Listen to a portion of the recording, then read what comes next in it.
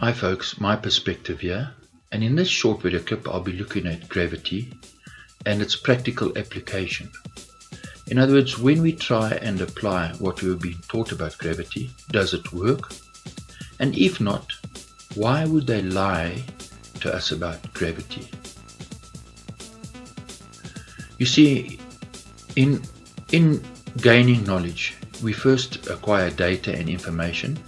We process that information that leads to knowledge and understanding and discernment. When we apply what we learned, this leads to success and us accomplishing our goals. So let's illustrate it with two people. So stick with me and we'll see where this is going. Here's a man on your left. He receives a horse as a gift from his father. Immediately he puts the horse to work for him. He makes money, and his knowledge and understanding of working horses grows. He kills the horse, he studies its muscles, its sinews, and he becomes a wealthy, powerful man through his dealings with horses. And over time his knowledge grows. He develops his own theories on evolution.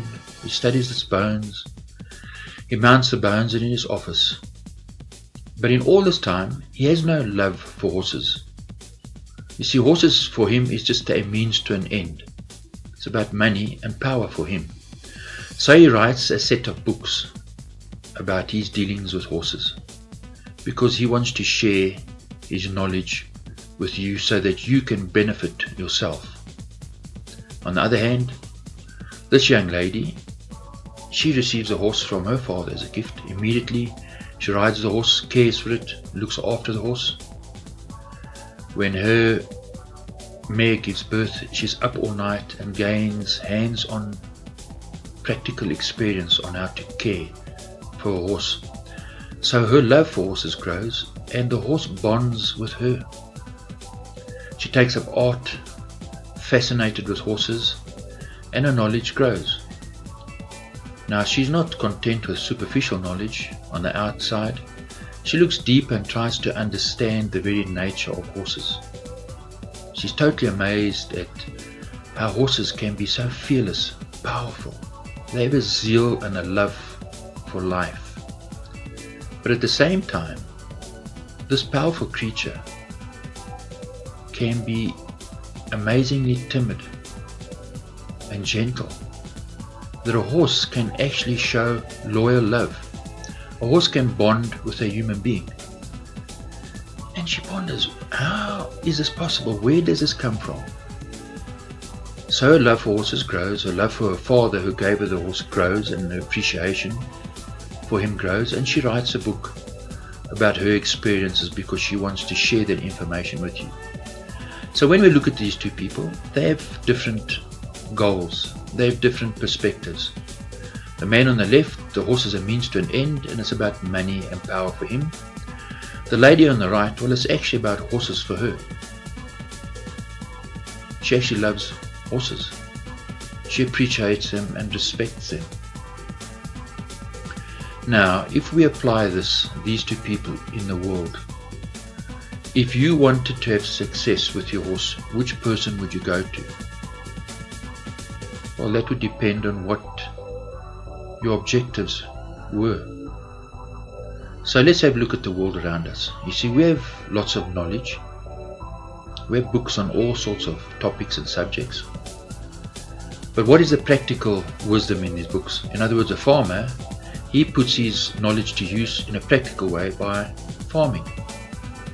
But generally speaking in the world, we see that the world is in confusion. There's a power struggle. Humanity is not benefiting in practical ways from the knowledge that we've gained.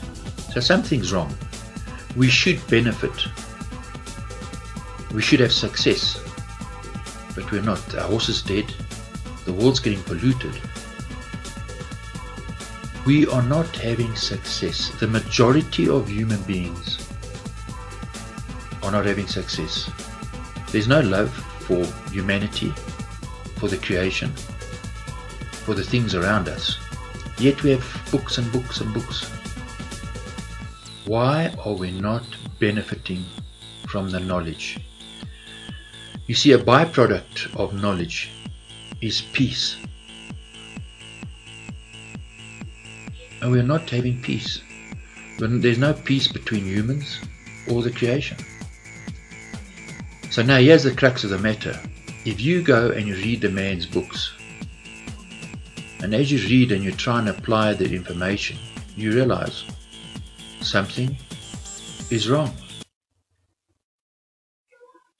So, when you try to apply what this man wrote, when you applied the data and information that he'd written, you quickly realized that you were being misled. And it became apparent to you that this man wasn't going to share the truth with you. Because if you knew what he knew, then he wouldn't have the upper hand. He wouldn't be number one. You see, the truth that he'd gained, the knowledge that he'd gained, was not for public consumption. The truth was for him and the people who belonged to the club that he was in. Because for him it's about power, financial success and power. It's not about horses. See, this man doesn't care about horses. He cares about money and power.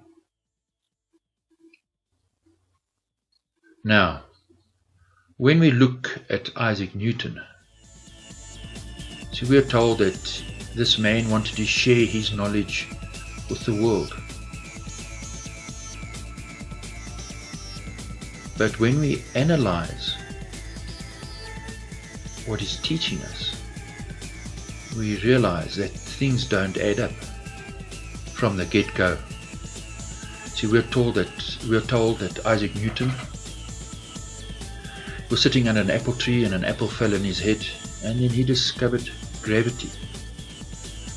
But yet, all the people before him somehow never noticed that heavy things fall down, and they were able to build massive buildings. Then you realize that Isaac Newton belonged to a special club and was heavily involved in mysticism, alchemy. Another word for this is sorcery. He was a wizard. So, would a wizard share his secrets with you? Why would Isaac Newton, who belonged to a powerful club of rich and wealthy people, world rulers, from Socrates, Copernicus, Galileo, Socrates who tutored Alexander the Great, his 4 generals, Ptolemy, Lysimachus, Cassander, powerful, rich men. They all belong to this club, and so do the majority of the world rulers. Then we understand that half-truths and disinformation leads to limited knowledge, little understanding, no discernment, leads us to rely on others, and us failing leads to servitude and slavery.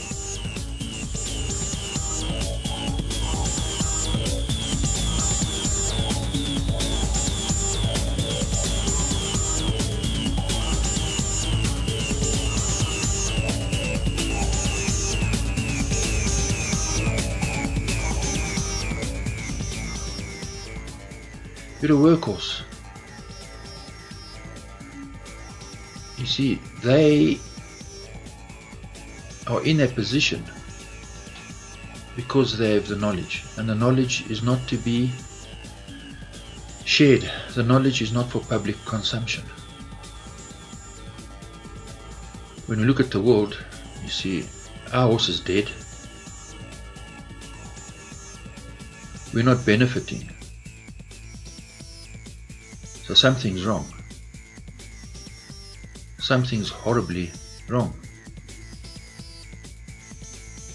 A byproduct of knowledge is peace. Peace and security between humans and the natural world.